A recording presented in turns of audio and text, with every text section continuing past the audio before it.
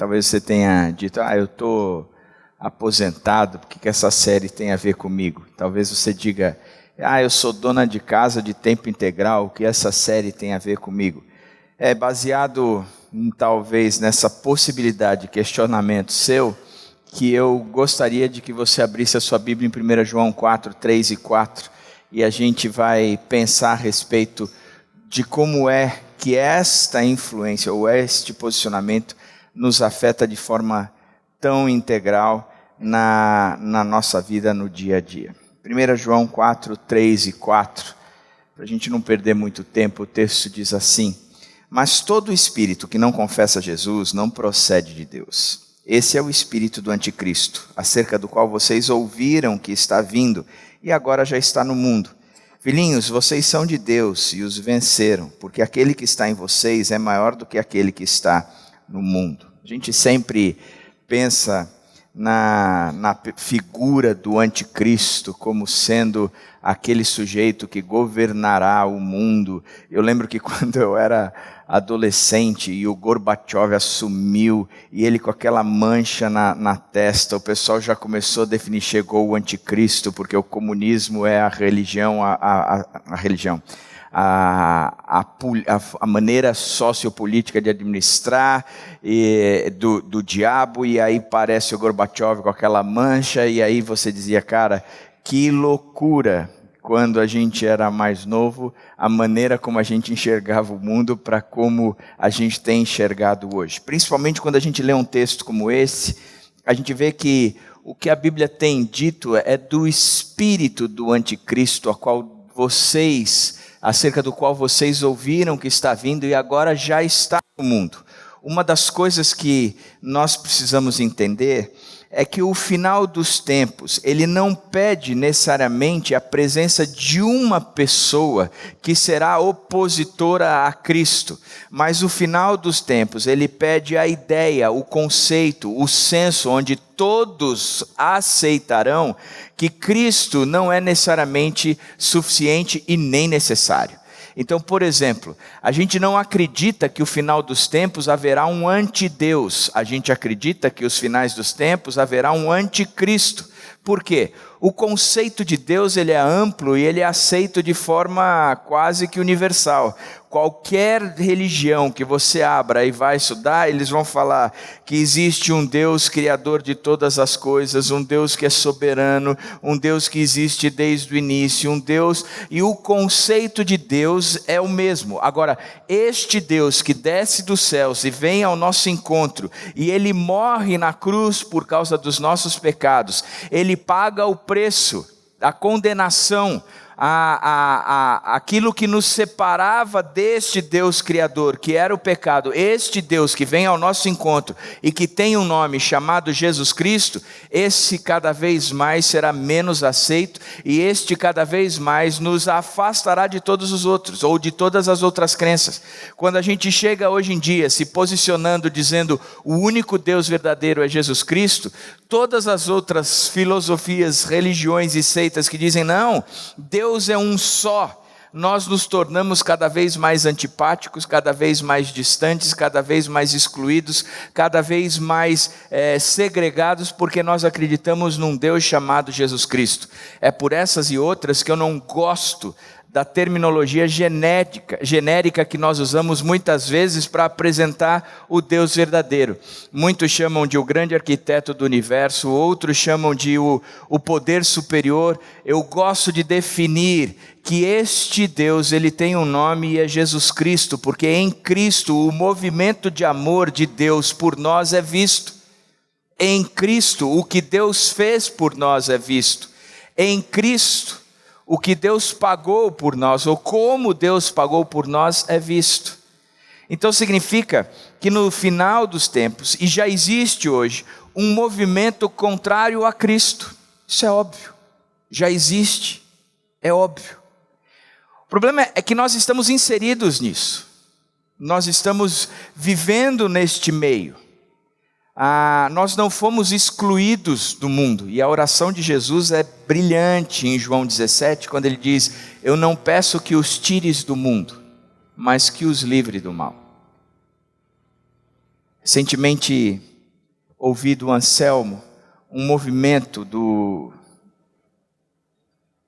um procurador chamado Shelby, que tem tentado defender no meio educacional a postura de que nós estamos tendo que aceitar um monte de imposições da área de educação no nosso país, tipo ideologia de gênero e assim por diante, e ele tem levantado uma bandeira dizendo: nós não precisamos aceitar tudo isso, não é dessa maneira que a gente tem que conviver. E ele trouxe uma ilustração de um livrinho, e o livrinho mostrava um formigueiro, as formigas caminhando para este formigueiro e um menino olhando para o formigueiro. E o menino, ele dizia o seguinte, e era um livro de criança, um livro infantil: para que eu pudesse brincar ali com as formigas, o buraquinho aonde as formigas entravam era tão pequeno, que eu tive que cuspir nele para poder mexer com maior facilidade e meu dedo entrar. E numa super conotação de uma linguagem chula, de uma interpretação horrível. E aí a gente começou a discutir sobre aquilo, e o Shelby lhe disse que o grande conceito é que nós não vamos tirar os nossos filhos do mundo, mas nós temos o direito e o dever de livrá-los do mal. Eu falei: é isso mesmo. Nós não estamos querendo construir uma comunidade à parte, onde traga seu filho para cá e o seu filho não será atingido. Vamos montar uma escola onde aqui só se fala de Cristo. Não, não é isso. Como cristão, a nossa função é ir de encontro ao mundo, promovendo o reino e a justiça. Significa que a gente não pode se calar mediante a uma voz grotesca que tem gritado aos 4 cantos contra os princípios cristãos estabelecidos por Cristo. O espírito do anticristo já está aí. A gente precisa se levantar e lutar contra. Isso é a nossa função. Seja na escola, seja por causa dos nossos filhos, seja por causa da qualidade do país que nós estamos vivendo. E eu volto a dizer, o Brasil nunca esteve tão preparado para o Evangelho como agora. Nunca esteve. Porque o Evangelho é para o caos. Está na hora da gente deixar de ser criança e se tornar adulto. Homens e mulheres que vão de fato entrar aonde tem que entrar, com a voz de Cristo. Não tirando ou excluindo o mundo, mas livrando do mal. Por isso, quero pensar nesse texto de 1 João 4, 3 e 4 e avaliar ou compreender como é que funciona o organograma espiritual. Porque talvez na sua cabeça seja claro, mas na prática eu tenho visto coisas diferentes. E vira e mexe eu falo sobre isso, mas eu acho importante a gente sempre entender como as coisas funcionam. O texto que nós lemos, ele diz o seguinte: filhinhos, vocês são de Deus e os venceram, o espírito do anticristo e aqueles que fazem parte desse espírito, porque aquele que está em vocês é maior do que aquele que está no mundo. Eu gosto primeiro do conceito coletivo, não é um conceito individual. Aquele que está em mim é maior do que aquele que está no mundo. Não, é aquele que está em nós. Significa que o poder da igreja no mundo, ele é inquestionável pela Bíblia. Significa que quando a gente olha para um mundo decadente como o nosso, nós também temos que trazer para nós um conceito de meia-culpa. Se é maior aqueles que está em nós, e aí fora, o mundo tem dado uma surra em relação aos princípios cristãos, Aqueles que têm o que é maior têm se escondido ou têm sido apáticos. Deixaram de ser sal e luz e não estão servindo para mais nada, a não ser jogado fora e ser pisado. Por isso a igreja precisa se levantar mais uma vez como a voz ativa, como a voz que busca, que clama, a voz que anuncia, que propaga o arrependimento, a voz que traz a reconciliação entre Cristo e os homens, a voz que promove de fato o reino e a justiça. Nós precisamos acordar e entender que a culpa é nossa. Por isso, o texto traz o conceito de que maior é aquele que está em nós.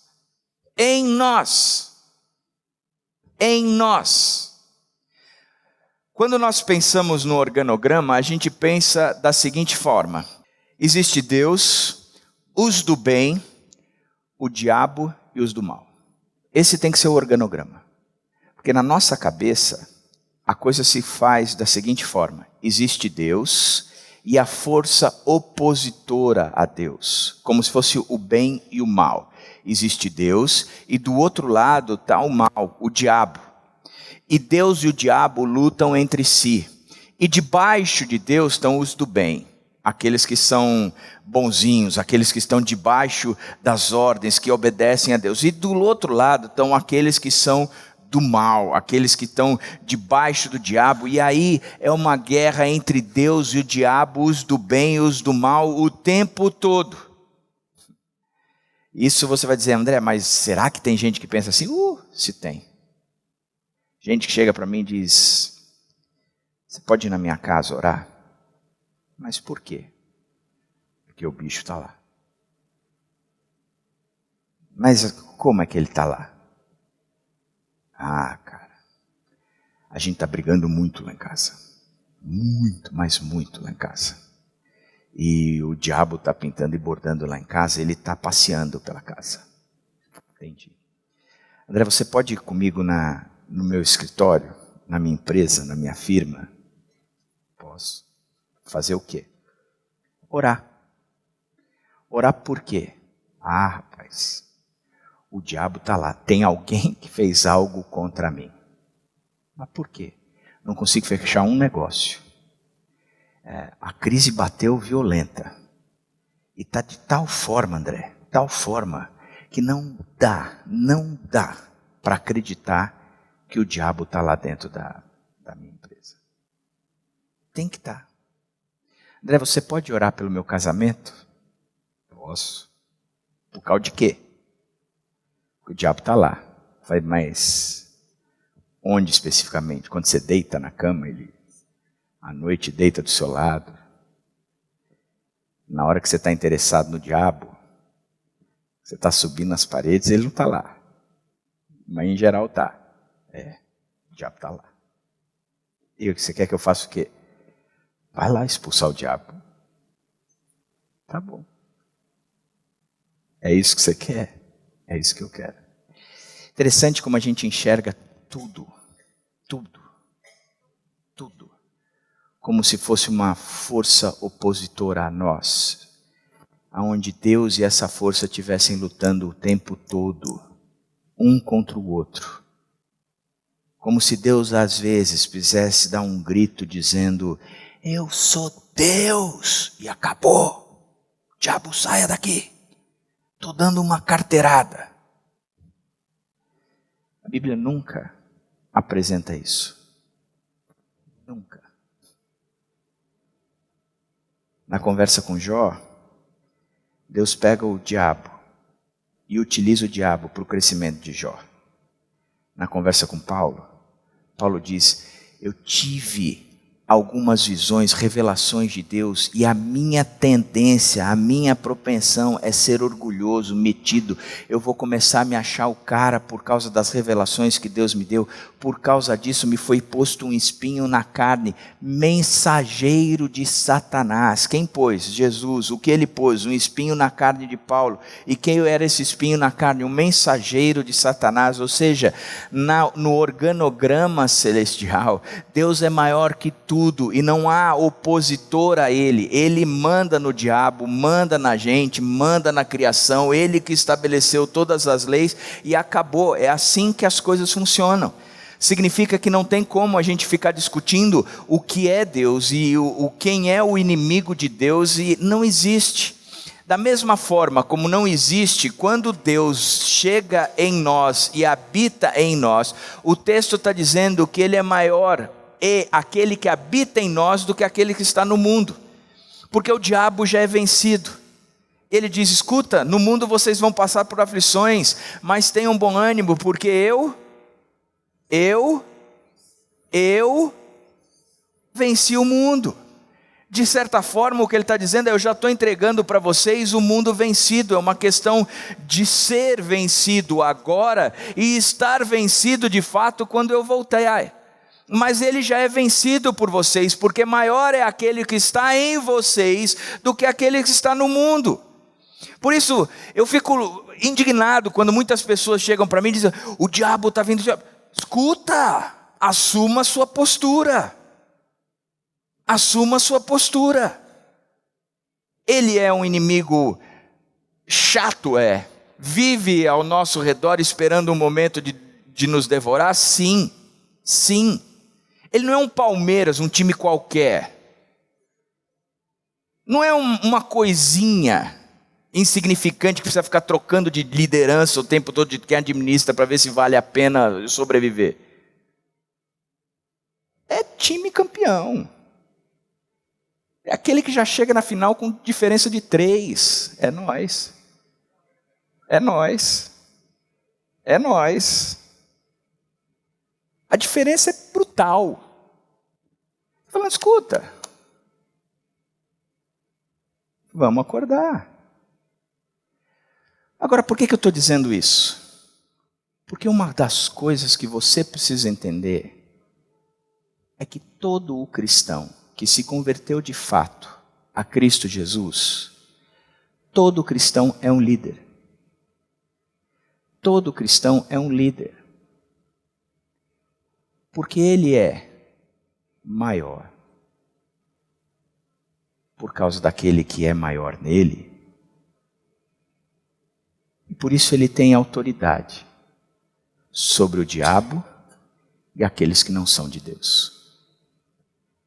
Isso significa que quando eu chego na minha empresa, eu tenho que ter a plena convicção de que há uma liderança espiritual e ela tem que ser exercida por mim. Isso não quer dizer que você vai ser o chefe do departamento. Isso quer dizer que, espiritualmente falando, você tem todo o poder de liderar aquele grupo. Sabe o que isso significa? Não significa que as promoções serão suas. Não significa que o bônus maior virá para você. Nem significa que, se a crise bater e o povo for demitido, você vai ser salvo porque você é o líder espiritual daquele grupo. Isso significa que no conceito de trabalho que a gente tem aprendido, do qual eu vou para a minha empresa, ou para a minha família, ou para a minha faculdade, ou para a minha escola, há um conceito de reino e de justiça, a qual eu tenho toda a capacidade de aplicar aonde quer que Deus me coloque. Que eu estou indo para lá simplesmente para que o Evangelho tenha sentido, para que o Evangelho seja expandido. Que eu não trabalho por promoção, eu não trabalho por cargo, mas eu trabalho por causa do reino e da justiça. Isso não quer dizer que por causa do reino e da justiça eu não seja desafiado a ser o melhor funcionário. Porque o reino e a justiça naturalmente nos elevam. Porque o reino e a justiça é tão importante, que é capaz de, numa foice, por causa do desemprego por causa da crise, o reino e a justiça, mesmo eu sendo o melhor candidato, me oferecer em prol ou a favor do corte, porque eu sei que tem pessoas que precisariam muito mais do que eu. Porque o reino e a justiça promovem isso. Porque eu me torno líder por causa daquilo, da posição onde eu estou em Cristo Jesus. Que eu não tenho ali concorrentes. Eu tenho Deus e Ele me colocou numa posição onde eu tenho total capacidade de liderar espiritualmente o movimento onde eu estou. E uma liderança espiritual não é uma liderança onde eu vou trazer o pessoal, agora vamos orar. Não come ainda não. Estamos no horário do almoço, mas não come ainda não, a gente não orou. Vamos orar. Dá a mão todo mundo aqui. Obrigado, Deus, por essa comida. Agora pode comer. Sou o maior líder espiritual desse grupo. Não vamos começar a trabalhar, não. Vamos meditar. Salmo 139. E aí a gente leu o Salmo 139. Semana eu vi uma matéria da Globo que aquela onde o proprietário da empresa, ele se veste de funcionário e trabalha por alguns períodos na empresa. Não sei quantos viram isso. Eu até quis trazer um videozinho de 3 minutos, mas eu não tive como importar. E neste vídeo mostrava algumas pessoas, uma dizendo que dormiu no carrinho que... O carrinho que levanta o material, como é o nome? A empilhadeira, ela dormiu na empilhadeira, quase que caiu um negócio.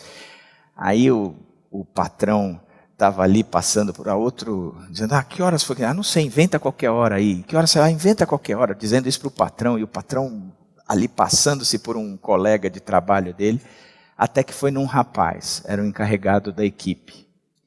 E o sujeito era brilhante, mas olhava, observava, cuidava, não sei o quê, Lá para as tantas, esse sujeito vira para o patrão, que estava fantasiado de colega, e diz o seguinte: cara, vou te ensinar como é que você vai trabalhar bem. Faça o teu trabalho como se você estivesse fazendo para Deus, e aí você vai dar bem, vai se dar bem. E o patrão ouviu aquilo, saiu dali, e disse, mas o que você faz além disso aqui? Não, eu trabalho aqui, ainda tenho um trabalho voluntário numa casa de recuperação de pessoal que teve envolvimento com drogas, frequento a minha igreja e estudo. E aí o patrão começou a chamar o cara, conversar um pouco mais, descobriu que ele tinha sido um ex-viciado, que se convertera e agora se dedicava não só ao trabalho, mas também à recuperação de pessoal com problema com drogas. Aí ele disse, sabe o que mais me impactou na conversa com você? É quando você disse, faça o trabalho como se você estivesse fazendo para Deus. Porque aí você vai se dar bem. E o patrão começou a chorar por causa do testemunho dele. Liderança espiritual. Não interessa quem é o líder dentro da corporação. Eu vou exercer minha função no reino, porque é maior aquele que está em nós do que aquele que está no mundo. E a minha função sempre será a comunicação do Evangelho.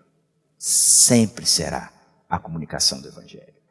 Agora, baseado nesse exemplo, eu queria pensar 3 formas de aceitar uma ideia. Você vê que o funcionário, ele vendeu uma ideia para o patrão e o patrão aceitou. Ele vendeu a ideia para o dono da empresa e o dono da empresa aceitou. E as 3 formas de aceitar uma ideia, elas são basicamente simples. A primeira forma, ela é conceitual. As pessoas tomam decisões e chegam a conclusões por meio da análise lógica. Isso envolve raciocínio silogístico, no qual são estabelecidas premissas, e então são feitas conclusões necessárias. O pessoal ou as pessoas tomam as decisões e chegam a conclusões por meio da análise lógica. Olha, o que você está me falando faz sentido. Olha, você prender a carga dessa maneira faz sentido, porque não adianta eu colocar a carga aqui dentro do container e o container ficar balançando e a carga chegar lá toda quebrada. Faz sentido. Olha, o que você está me falando a respeito do Evangelho faz sentido. Olha, o que você está me falando a respeito da vida me faz sentido. Eu entendo, há uma lógica, há um conceito por trás de tudo isso, mas esse conceito tem uma lógica. Então, a gente aceita uma ideia porque faz sentido. Faz sentido. A segunda característica, ou a segunda maneira como nós tomamos ou aceitamos uma ideia, é o relacional concreta. As pessoas tomam decisões e chegam a convicções por meio de relacionamentos e práticas. Não há um conceito por trás necessariamente, não há algo que defina, mas a prática tem me feito crer que isso é dessa maneira.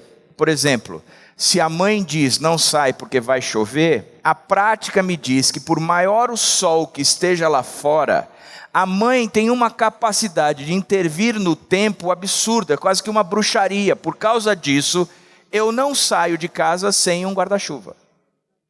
Porque mãe é osso. É osso. Então isso é uma prática. Eu comecei a perceber na prática que o que está sendo proposto é real. Um é um conceito, o outro é a prática. E ainda há uma terceira forma, que é a intuitiva. As pessoas tomam decisões por meio de sabedoria e experiência. Não foi só a prática, mas há uma intuição aí. E a definição de intuição, eu gosto, que as pessoas acham histórias e narrativas mais convincentes e transformadoras do que provar proposições por intermédio de argumentação. Olha, isso é intuitivo, isso está fazendo sentido na lógica toda.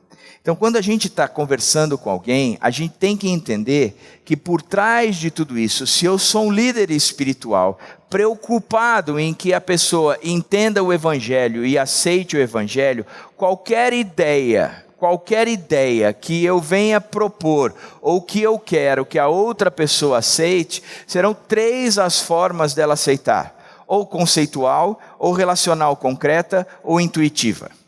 O que é fato nessa história toda é que eu não posso propor qualquer uma outra coisa que esteja fora de tudo isso. Ou seja, de maneira lógica, aquilo que eu estou propondo, por maior ou mais conceitual, mais prático ou mais intuitivo que seja, ele tem que ser coerente com aquilo que eu acredito. Porque se for algo somente conceitual, a pessoa não aceita. Se ele não ver na minha vida a prática. Se não for algo aonde a prática também estabelece um conceito, a pessoa não vai entender. Porque a prática, dissonante da teoria, gera um vazio do qual a pessoa não quer acreditar.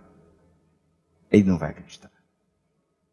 Se eu quero vender uma ideia, eu gosto do texto de Pedro que ele diz: estejam prontos para justificar tudo aquilo que vocês acreditam. Prontos. Estejam sempre prontos para justificar tudo aquilo que vocês acreditam. Interessante isso. Porque nós temos uma posição de liderança. Qualquer um de nós tem uma posição de liderança. Seja dentro de casa, seja no condomínio, seja na escola, na faculdade ou no emprego. Qualquer um de nós temos uma posição de liderança. Nessa posição de liderança, nós temos que estar sempre prontos a explicar, a justificar o que nós acreditamos. Seja de forma conceitual, relacional, concreta ou intuitiva. Por isso, eu queria pensar em 6 razões que levam uma pessoa a aceitar o Evangelho. Amanhã, quando você for para o trabalho, já que a segunda-feira é um bom dia para a gente começar trabalhando, é o meu dia de folga, mas o meu e dos cabeleireiros, eu sei que é o dia de folga. Agora, a maior parte trabalha de segunda, começa o trabalho de segunda-feira. Inclusive o sindicato da igreja faz parte do sindicato dos cabeleireiros. Então eu sei que eu e o Valtemir amanhã a gente não trabalha.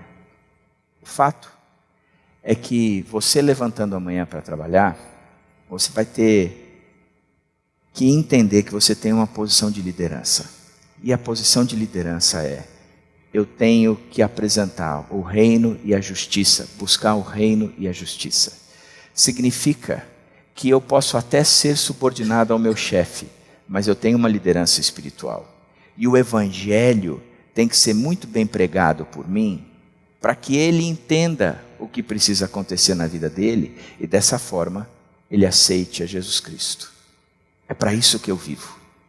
Eu vivo para apresentar Cristo para outras pessoas. E quais são razões que levam uma pessoa a aceitar o evangelho? Eu quero aqui apresentar 6 de forma não finita, mas ao mesmo tempo que possa esclarecer quando você estiver conversando com as pessoas. Primeiro, uma entrega a Deus por causa do medo da condenação e da morte. Portanto, diz o texto de Hebreus 2, 14 e 15, visto que os filhos são pessoas de carne e sangue, ele também participou dessa condição humana. Ele quem? Jesus Cristo.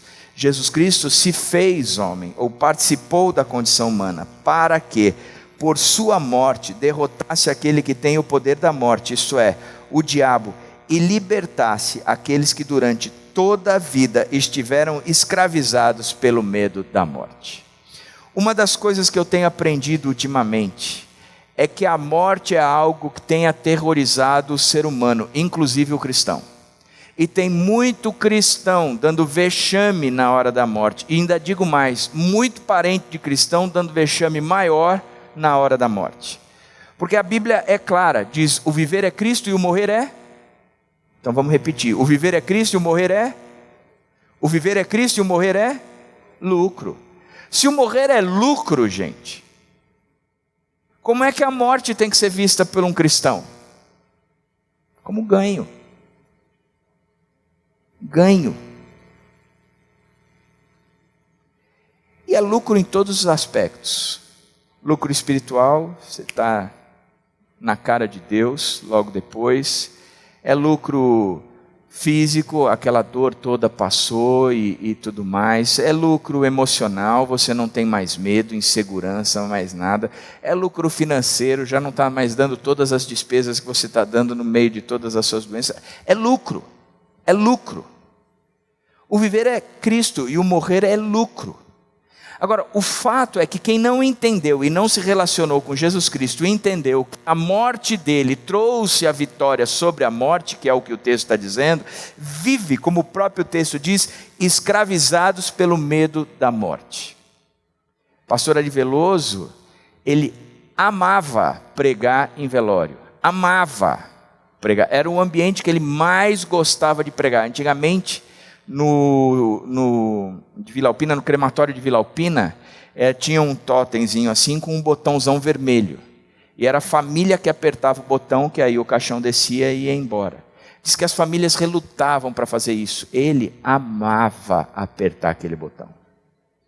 E quem conhece o Ari, ele era bem magrinho e tinha uns dentões grandões assim, tinha máscara, e ele gostava.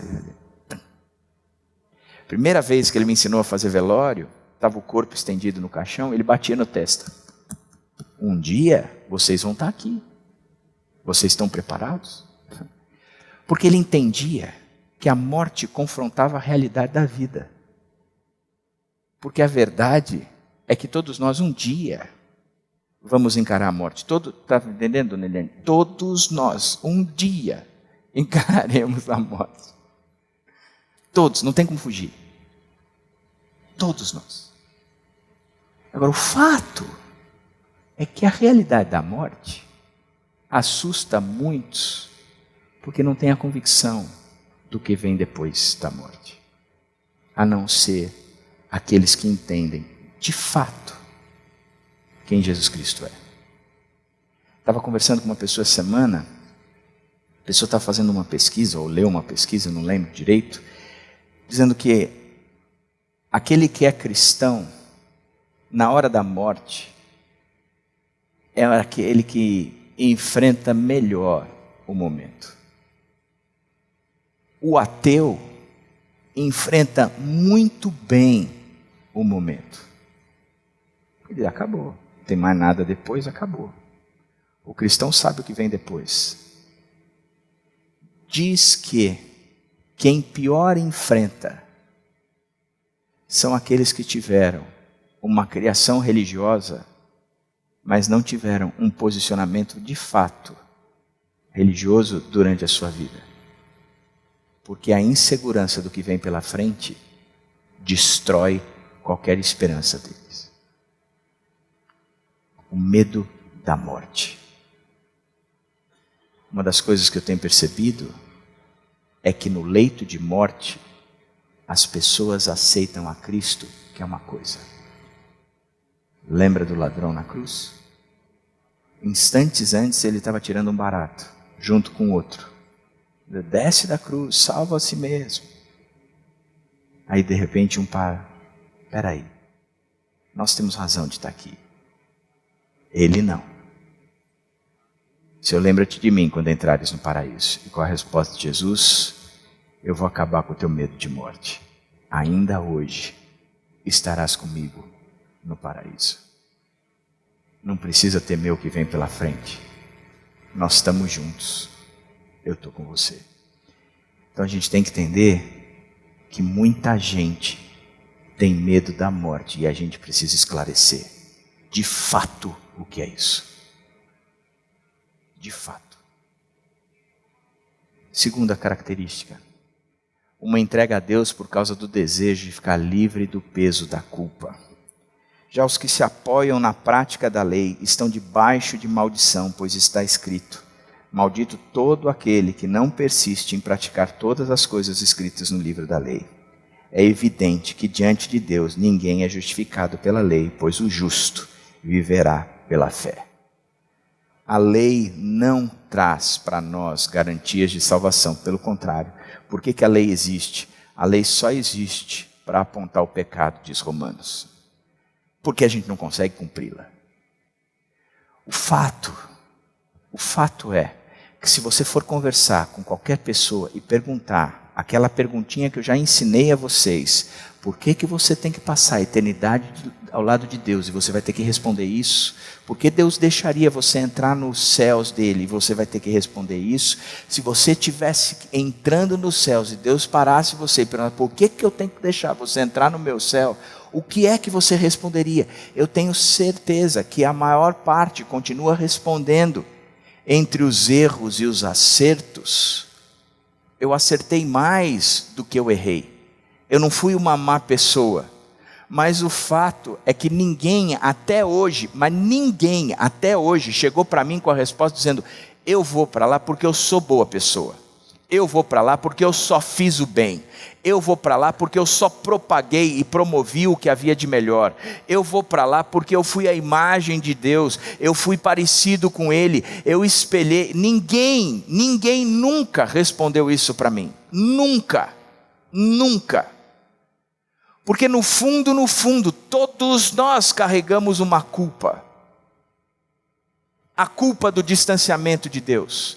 A culpa de não ser parecido com Ele. A culpa de não conseguir cumprir a lei. A culpa de não ser 100% correto. Todos nós carregamos uma culpa. E o Evangelho é que nos liberta. Quando o Evangelho chega para mim e para você dizendo, a graça é que nos salva, não tem nada a ver com você, nada a ver com o que você fez, tudo a ver com o que Deus fez. E isso a gente precisa comunicar, tornar claro às pessoas conhecedoras. Terceira motivação é uma entrega a Deus por se apreciar o poder da atração da verdade. Gosto do texto de 1 Coríntios 1, quando Paulo está dizendo, pois a mensagem da cruz é loucura para os que estão perecendo, mas para nós que estamos sendo salvos é o poder de Deus. Porque a loucura de Deus é mais sábia que a sabedoria humana, e a fraqueza de Deus é mais forte do que a força humana. A verdade a atrai.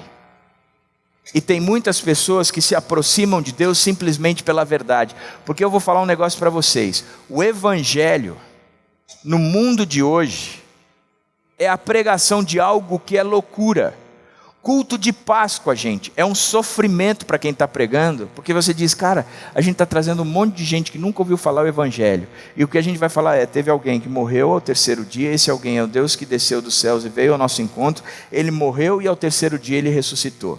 Sabe por que ele fez isso? Porque você é um pecador, safado, nojento, miserável, cafajeste, corrupto, peca, porque gosta de pecar, porque é rebelde, e este teu pecado trouxe uma condenação sobre você, é a morte. Sabe o que Cristo fez? Te substituiu na morte. Ele assume a sua morte, e quando ele vence a morte ao terceiro dia, ele dá a você e a mim o direito de uma vida eterna com ele. Na boa, gente. Na boa.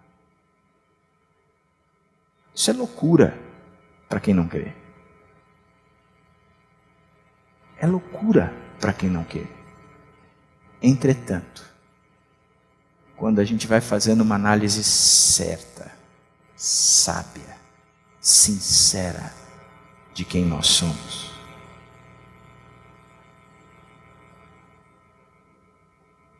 a gente vai entendendo que a loucura de Deus é muito mais sábia do que qualquer sabedoria do homem. Porque faz sentido. É a única coisa que pode me dar salvação. É verdade. Isso é verdade. Por isso que nós temos que estar prontos sempre para responder tudo o que nos questionam a respeito da nossa fé. Prontos. É por isso que você tem que estudar a Bíblia. É por isso que você tem que entender o que a Bíblia diz. Porque o que eu penso é que a maior parte do povo cristão está passando vergonha porque não sabe nem se posicionar diante de Deus. Ari Veloso falava uma coisa que é verdade. Ele dizia, eu acho ridículo quando um cara não sabe falar inglês e vai falar inglês com alguém. O cara fica, so, wait, speak slowly. Eu acho ridículo isso. E o Ari dizia, me parece crente que não sabe defender a sua fé, querendo defender a sua fé. É ridículo. Quer falar inglês? Tem que estudar. Quer defender a fé? Tem que estudar. Não tem como. Não tem como. Não tem como. Não é uma leiturinha de devocional de 3 minutos por dia que vai te ajudar. O quanto tem se vendido de em 90 dias falar fluentemente o inglês. Esses dias eu vi cientista alemão descobre método em que você em 90 dias falará fluentemente uma outra língua. Por quê? Não vou nem pesquisar. Não existe isso. Com todo respeito aos alemães, a única coisa que eles sabem é ganhar de 7-1 da gente. Mas nos fazer em 90 dias falar uma outra língua, a não ser que seja falar a língua português. Você vai falar português. Aí você fala, em 90 dias eu até aprendo. Dá, Su, em 90 dias? Não dá. Não dá. Para aprender tem que ralar. Tem que ralar. Tem que estudar. Tem que entender o present perfect.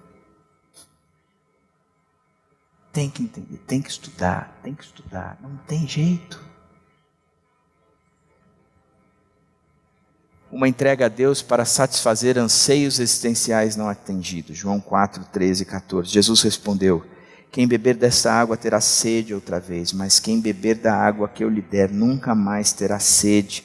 Ao contrário, a água que eu lhe der se tornará nele uma fonte de água a jorrar para a vida eterna. Jesus estava conversando com uma mulher que tinha um vazio existencial tremendo, já tinha tentado solucionar esse vazio em relacionamentos, em contatos com outras pessoas, em frutos de casamentos e uma série de outras coisas. Nada disso satisfazia, ela continuava correndo atrás. E Jesus chega para ela e diz: escuta, quem beber da água que eu estou dando, que você está me dando, terá sede outra vez, mas quem beber da água que eu lhe der, nunca mais terá sede. As procuras existenciais, a razão do ser da sua existência, o porquê você existe, para que você existe, qual o significado de tudo isso, se acaba, se encerra em Jesus Cristo, porque Ele nos dá significado, porque vivemos para Ele, nele e por Ele. A nossa existência é tudo em Cristo, e Ele sacia de vez a nossa sede existencial. E o que este mundo está clamando cada vez mais e mais é por um significado existencial. Estão correndo atrás de tudo e de todos. Estão tentando fazer valer qualquer história, porque a sua história continua vazia. Eles estão clamando por algo que dê sentido. E o Evangelho é o que dá sentido. Por isso, eles tomam uma decisão para entregar a Deus, se entregar a Deus para satisfazer os anseios existenciais não atingidos. Porque e eu vou te falar uma coisa, quando eu cheguei em Vinhedo, eu dizia que Vinhedo era a marca da frustração do sonho não realizado, do sonho alcançado, do sonho realizado. Por quê? Porque você chegava aqui, as casas eram gigantes, a quarta cidade em arrecadação há 15 anos atrás, quando eu cheguei, era a quarta cidade em arrecadação de IPVA proporcional no Brasil. Eram casas com piscinas, saunas, campo de futebol, quadra de tênis. Eu lembro de ir numa casa que tinha 10 mil metros quadrados de área, 1.000 metros quadrados de área construída. Eu falava, cara, o que é isso? Um povo que chegava aqui e tinha a realização de todo final de semana estar com a casa cheia de parentes, porque a sua casa era gostosa, era quase que um clube. Entretanto, era um vazio absurdo dentro dele. Você chegava com o Evangelho, e até hoje em Vinhedo, você chega com o Evangelho e o povo tem aceitado. Porque a frustração do sonho alcançado correu atrás de um monte de coisas que poderiam dar respostas a sua existência, e nada disso respondeu. Por isso o Evangelho caía tão fácil, inversamente proporcional na vida dos jovens, morando em casas gigantescas, não trabalhando, não fazendo nada, simplesmente sendo sustentados pelos pais, acordando tarde, não tendo referência do que é um jovem que trabalha de manhã, de tarde, estuda à noite. Uma vida tão sossegada que chegar com o Evangelho para essa moçada era difícil. Quinta característica, uma entrega a Deus para a resposta de um problema. Mateus 9, 20 e 22 conta a história de uma mulher que havia 12 anos vinha sofrendo de hemorragia. Chegou por trás dele e tocou na borda do seu manto, pois dizia a si mesmo: se eu tão somente tocar em seu manto, ficarei curada. Voltando-se, Jesus a viu e disse: ânimo, filha, a sua fé a curou. E desde aquele instante a mulher ficou curada. Quantos dizem o seguinte: se você não vem pelo amor, você vem pela... É um fato. É um fato. Muitos entendem que a dor é a expressão máxima da minha limitação. Se eu estou sofrendo e eu não consigo substituir essa minha dor, é porque eu nunca fui aquele que era capaz de controlar a minha própria vida. Por isso eu preciso de socorro. Que alguém corrija a vida ou a situação que eu estou vivendo.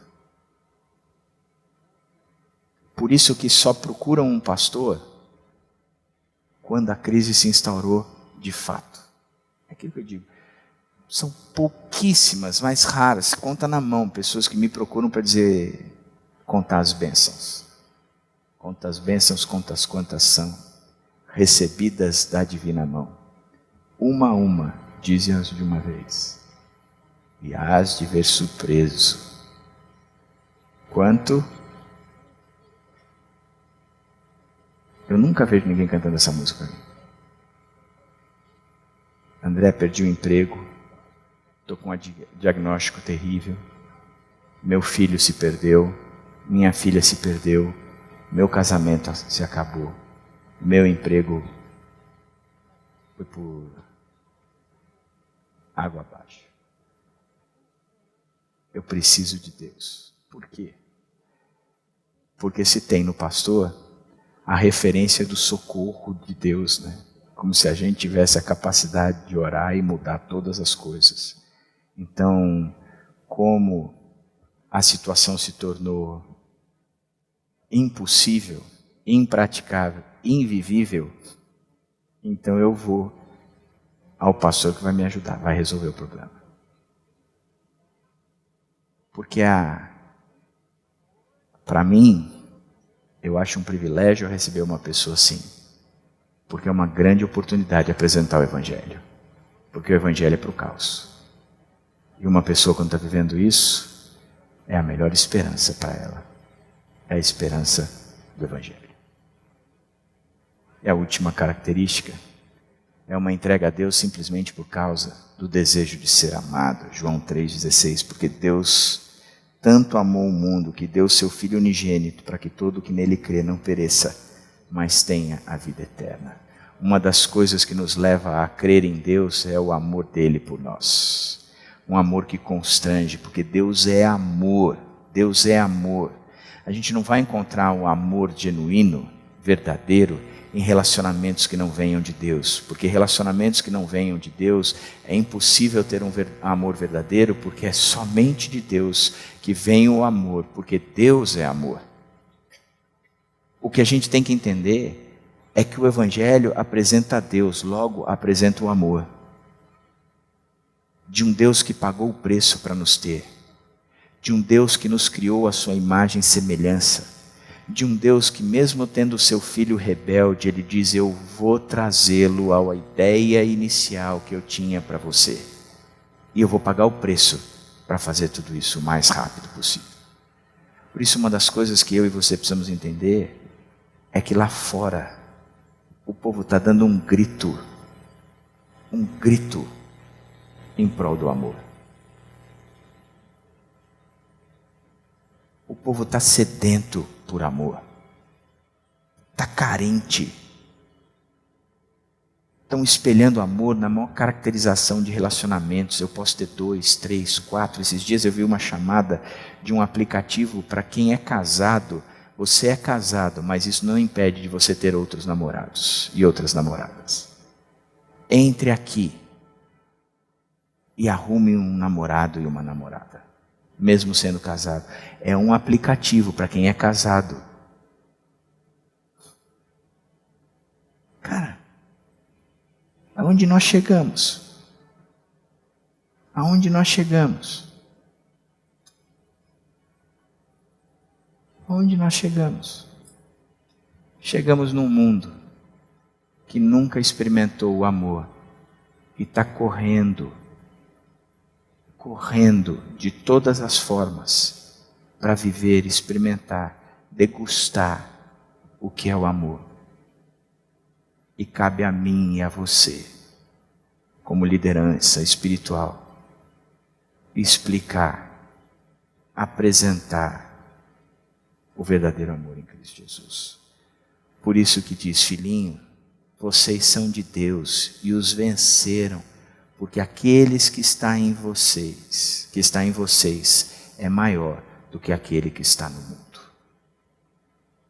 Que isso venha à nossa mente de forma tão clara, que a gente consiga levantar, entendendo que somos líderes e podemos apresentar como tirar o medo da morte, como ser livre da culpa, como ser atraído pela verdade, como resolver os anseios existenciais, como obter as respostas para os problemas da sua vida e como ser amado de fato. É para isso que nós nos levantamos. É para isso que nós chegamos no nosso emprego. É para isso que nós chegamos na nossa faculdade, na nossa escola, na nossa casa, no nosso condomínio, na nossa vizinhança. É para isso. Como líderes espirituais que somos, direito dado por Deus. Por isso a minha oração é que Deus transforme a nossa igreja, deixando de ser uma igreja mimada, de uma igreja que sonha construir um prédio grande, por uma igreja que sonha em deixar de ser um prédio, mas ser uma cidade transformada. Uma cidade transformada por meio do Evangelho, de pessoas que vivam o Evangelho, de pessoas que falam do Evangelho, de pessoas que experimentam o Evangelho. Que Deus abençoe ricamente a sua vida.